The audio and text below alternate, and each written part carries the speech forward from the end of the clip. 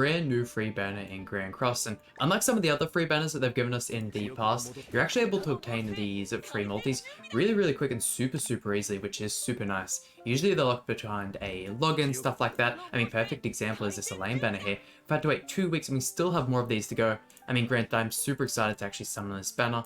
I don't think there's a crazy amount of characters I still have to actually get the level 90 bonus from, and then pretty much all of them are already at 6/6, but jumping over to this banner here, I think it's the same kind of 3% rate we're looking at.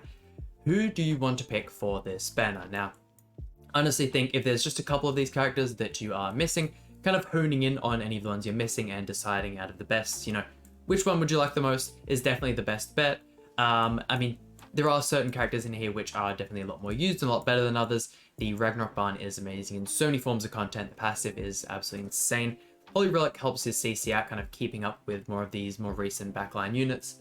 Other than that, his cards aren't the greatest. When he comes to the front, he can still be useful with his second card. Kind of is the same as the Persecutioner Zeldris, the Demonic Killzone card, having the Dissolve for 1 turn, and then the Ultimate Seal on the 2 and 3 level cards. Ragnarok Merle, not the best. The Earth the End here with the Holy Relic, if you're looking to run a Ragnarok team, can be very powerful. She's an alright character by herself as well for PvP. Wouldn't really recommend. Blue Lost Vein Meliodas here, probably the best gold farming team in the game is revolved around this Meliodas. That's the Red Brunhald and the buff removal Elizabeth, the green SSR.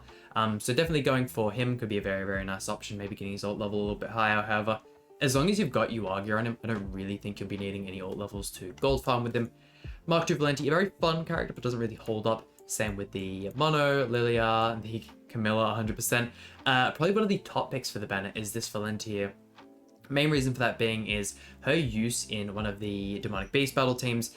If you're really struggling to get a floor 1 completion on either the Nidhogg or the Skull and Hardy, there is a very strong team with this Valenti and the newer Festival King, which is very viable.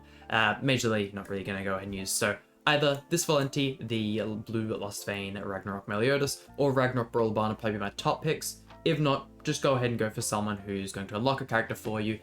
Going for dupes might even be better, just going for a character that you might have level 16 trying to get him to level 90, but once again, the decision is entirely up to you. Let's see, we've got the 10 multis here. I'm hoping my luck can be a little bit better than it has on some of the previous banners.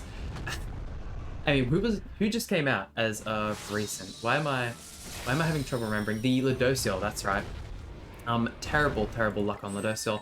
Went all the way to the end with only just the guaranteed, which is typical. It's Netmarble, they like to do that kind of stuff. Before that, we had the Mael, who ended up having to go 3 rotations just for 5/6. Didn't even get my 6/6 in the 3 rotations, which I was a little bit salty about, but I don't think we're going to go any further than that in that banner. And then as of next update, looks like we're getting a new Magelda. Nothing set in stone as of yet. We've actually got confirmation that it is the Magelda. Sometime within the next couple updates, there's actually a banner leaking out other than just the unit kit. But we'll still have to see. It could be next update, or it could be a little bit longer. Weird to see how those units are going to work when giving Holy Relics to characters and making it just for a specific card or a specific character set or even an activity.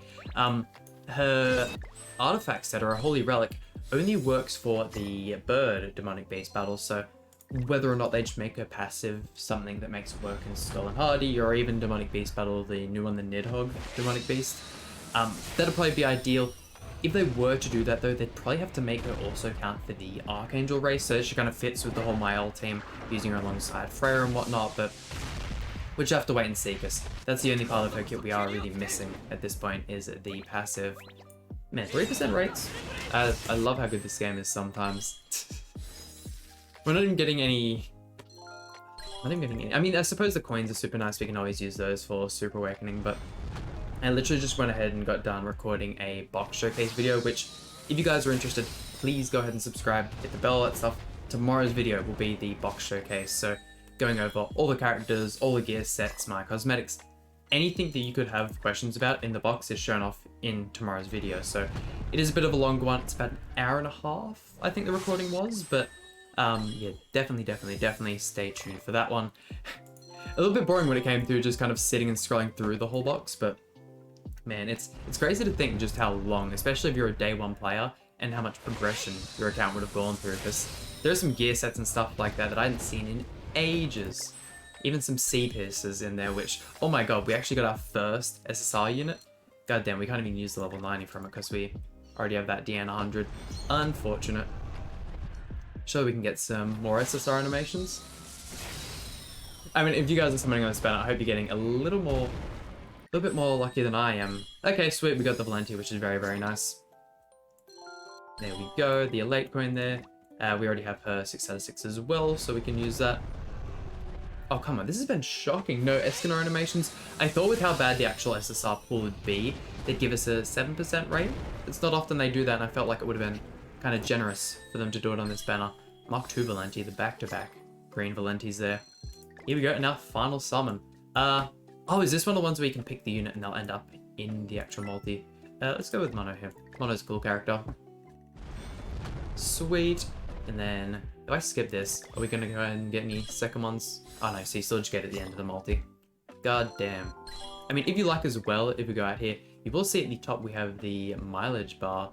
That one's fully complete, so there's some decent stuff. Once again, really generous. They didn't have to give us this banner, so it is super, super nice, but there we go. That just about does it for today's video. Hope you guys enjoyed. If so, please leave a like and subscribe. Really means a lot to me, and I'll see you guys for some more Grand Cross content.